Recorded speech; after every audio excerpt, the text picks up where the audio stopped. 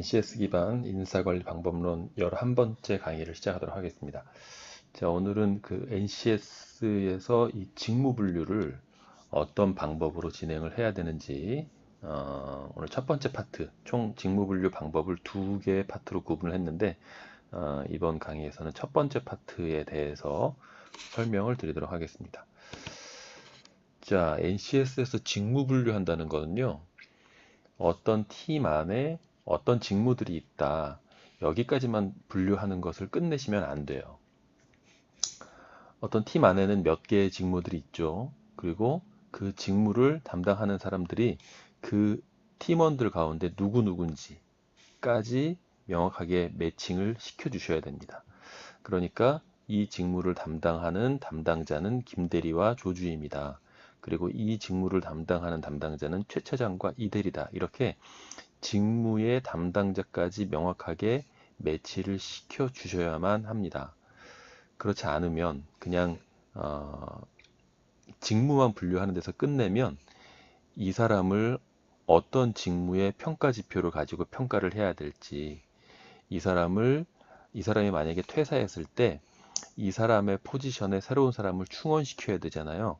어떤 직무의 자격 요건을 갖춘 사람을 이 포지션으로 채용을 해야 될지, 이런 것들이 명확하게 맞아떨어지지가 않기 때문에 활용이 잘 되기가 어렵습니다. 그러니까 반드시 어떤 직무에 누가 해당되는지까지, 그 직무 담당자까지 명확하게 매칭을 시켜주는 과정이 직무 분류다라는 것을 정확하게 기억을 하시고요. 자, 예를 들어서 어떤 팀에 총 3개의 팀이 있어요. 회사에. 그리고 이 팀에 이 팀원들이 있습니다.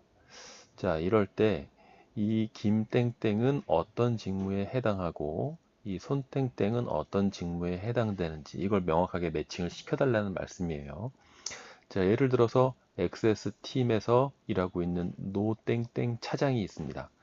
자, 이 노땡땡 차장이 수행하고 있는 업무의 종류는 이런 것들이에요.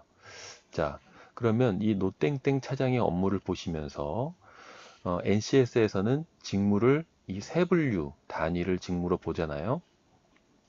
총 857개의 직무 가운데, 여기는 지금 이제 몇 개만 샘플로 적어놨지만, 이 노땡땡 차장이 어떤 직무에 해당되는지 바로 매치를 시킬 수가 있을까요? 업무를 한번 보세요. 시장 환경 분석, 경영 방침 수립, 사업 계획 수립, 행사 지원 관리, 부동산 관리, 비품 관리 업무를 하고 있어요. 노땡땡 차장이. 이 사람은 NCS 기준으로 어떤 직무로 분류하면 좋을까요? 이걸 판단하기가 너무 힘들다는 거예요. 그래서 어떤 방법을 취하셔야 되냐면, 가능성이 높은 이 업무들을 보시면서, 그러니까 뭐 예를 들어서 이게 간호 직무는 절대 아닐 거 아니에요. 그렇죠? 가능성이 높은 직무를, 세 분류 직무를 하나 찍어서 거기에 해당하는 능력 단위와 능력 단위 요소 업무들을 보면서 이것과 비교해 가면서 이 노땡땡 차장이라고 하는 팀원이 어떤 직무를 수행하고 있는지를 판단하는 방법을 쓰셔야 된다는 거예요. 그러니까 가능성이 가장 높은 세 분류를 하나 딱 찍어가지고 그 세 분류에 해당되는 능력 단위 요소, 이 업무들과 실제 이 사람이 수행하고 있는 업무를 비교해 가면서, 이 사람은 어떤 직무를 담당하고 있구나를 판단하는 방법이 가장 좋다는 겁니다. 자, 조금 더 구체적으로 한번 들어가 볼게요. 자, 한번 찍어 볼까요? 자, 이런 그 업무들을 하고 있어요. 이 사람이 수행하고 있는 업무가 금융보험이라던가, 뭐 사업 관리는 어느 정도 해당이 될 것 같고, 또 경영회계 사무, 총 대분류에 해당되는 업무가 24개가 있는데 제가 3개만 샘플로 가져왔습니다. 자, 이 노땡땡 차장이 수행하고 있는 업무의 종류들을 보면 경영회계 사무 쪽에 관련이 가장 높을 것 같다는 느낌이 들어요. 사업 관리도 어느 정도 해당이 되겠지만 여기에 가장 해당될 것 같아요. 그러면 경영회계 사무에 또 해당되는 중분류 단위 업무들이 4개가 있습니다. 이렇게 경영회계 사무의 대분류에 해당되는 업무에는, 중분류 업무에는 기획사무, 생산품질관리, 재무회계, 총무, 인사 업무가 경영회계 사무에 해당되는 중분류 업무예요. 자, 그러면 이거 생산 품질 관리에 해당될까요? 재무 회계에 해당될까요?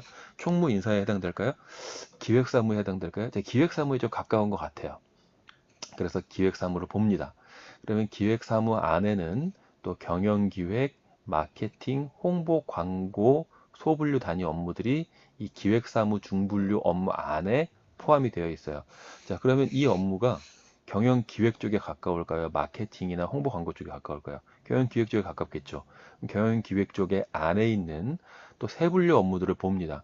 경영 기획 소분류 업무 안에는 어떤 세분류 업무들이 있느냐? 경영 기획, 그리고 경영 평가 세분류 업무들이 있어요.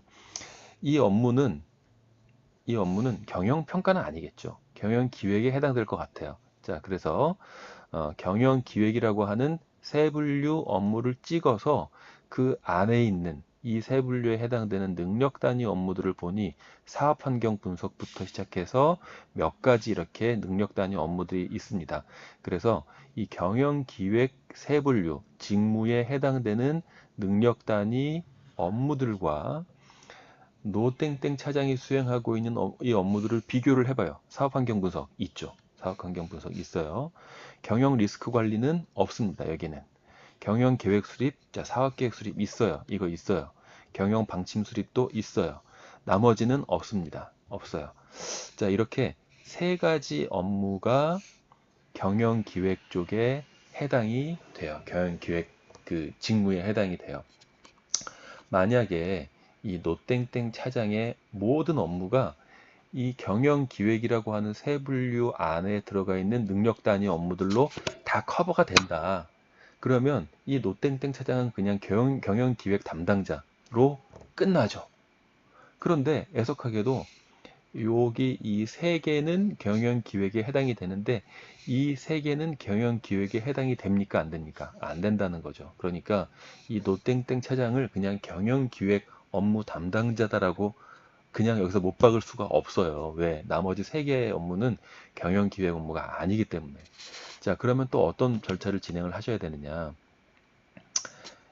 여기 이 세 개의 업무가 해당될 만한 세 분류 업무를 또 찾아서 경영 기획은 아니니까 또 이 세 가지가 해당될 만한 세 분류를 찾아서 방황을 또 시작을 하셔야 돼요. 자, 한번 찾아보도록 하겠습니다. 이게 이제 대분류, NCS에 있는 모든 대분류부터 능력단 요소까지 이렇게 정리해 놓은 엑셀 표인데요. 자, 조금 전에 행사 지원 관리, 부동산 관리, 비품 관리, 이것은 자, 어떤 세 분류와 가장 상관관계가 높을지 한번 찾아보도록 할게요. 뭐 건설이나 경비, 청소 이런 것들은 아닐 거고 마찬가지로 경영, 회계, 사무 쪽에 가까울 것 같아요.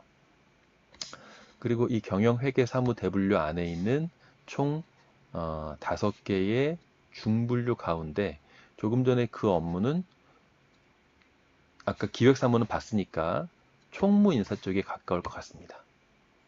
그리고 총무인사에 해당되는 소분류 업무 중에서는 총무 쪽에 가까울 것 같아요. 이렇게 유추를 해서 타고 들어가는 거예요. 계속. 자, 그러면 이제 드디어 세 분류가 나옵니다. 여러 개의 세 분류 가운데 총무에 해당되는 업무일 가능성이 높을 것 같아요. 자, 그러면 총무 직무에 해당되는 능력 단위들을 한번 보면 복리후생, 부동산 관리, 비품 관리, 사업계획 수립, 업무 지원 이렇게 있죠. 자, 그러면 보시면 자, 여기는 행사 지원 관리, 부동산 관리, 비품 관리, 여기 사업계획 수립까지. 자, 사업계획 수립까지 이 4개의 업무가 NCS의 총무 직무에 해당되는 능력 단위가 되는 거죠. 그러니까 결국에 이 노 차장은요, NCS의 경영기획 직무 플러스 총무 직무 이 두 개를 합친 업무를 노 차장이 지금 하고 있다는 거예요. 그래서 노 차장 같은 경우는 어떤 직무로 분류하면 좋으냐? 경영기획 단일 직무도 아니죠. 왜? 이거 이 세 개의 업무는 경영기획이 아니니까. 그렇다고 총무 담당자로 하기에는 또 위에 있는 세 개는 총무가 아니잖아요. 위에 있는 두 개. 사업계획 수립은 총무에 해당되니까. 위에 있는 두 개는 총무가 아니잖아요. 그러니까 총무직무 담당자라고 하기에도 좀 무리가 있어요. 자, 이 두 개를 같이 진행을 하고 있는 겁니다. 그래서 별도의 직무명을 만들어주는 거예요. 기획총무라던가, 뭐 경영관리라던가, 뭐 이런 식으로 별도의 직무명을 만들어서 관리를 해주는 것이 바람직하다는 겁니다. 자, 그래서 제가 샘플로 하나 좀 여러분들에게 소개를 드렸는데, 실제 여러분들 회사에 몸담고 있는 직원들이 NCS의 어떤 직무에 해당되는 업무를 하고 있는지를 파악을 하기 위해서는 이런 표를 취합을 합니다. 각자 팀원마다 나는 어떤 과업을 수행하고 있는지, 그리고 이 과업이 NCS에서는 어떤 세분류에 해당이 되는지, 그리고 이 과업을 총 내가 전체 업무를 100%로 봤을 때 이 과업은 몇 퍼센트, 뭐 10%, 이 과업은 몇 퍼센트 하고 있는지 30% 이런 식으로 업무 비중을 쓰게끔 하는 이 표를 만들어서, 이 양식을 만들어서 모든 팀원들이 작성하게끔 합니다. 그래서 이 팀원들이 이 표를 받아서 첫 번째 이 수행 과업에다가 NCS에서 가장 자기가 수행하고 있는 업무 중에 가장 유력한 직무를 조금 전처럼 하나 찍어서 거기에 해당되는 능력 단위를 여기다가 다 기록하게끔 해요. 아까 전에 여러분들 보신 것처럼 어, 내가 수행하고 있는 업무는 경영기획 세 분류에 가장 가까운 것 같아. 그래서 경영기획을 찾아 들어가서 그 경영기획이라고 하는 능력 단위 안에 여러 가지의 능력 단위 요소들의 업무들이 있었죠. 능력 단위 요소들. 죄송합니다. 능력 단위가 아니라, 자, 경영기획이라고 하는 세 분류 안에 어, 여러 개의 능력 단위 업무들이 있었죠. 그 능력 단위 업무들을 여기다가 수행과업에다가 기록을 합니다. 그리고 이 능력 단위 업무들은 어떤 세 분류에 해당되는지 경영기획 이렇게 쓰는 거죠. 총무 이런 식으로 쓰는 거죠. 그리고 이 각각의 단위 업무들이 몇 프로 정도 차지하고 있는지, 어떤 업무들은 뭐 하고 있는 업무들 같은 경우는 10% 20% 쓸 수 있는데, 이 NCS에서는 이 세 분류에 해당되는 능력 단위다라고 했는데 여러분들은 안 하시는 업무들이, 여러분들 회사의 직원들은 안 하시는 업무들이 있잖아요. 그거는 빵 프로가 되는 거죠.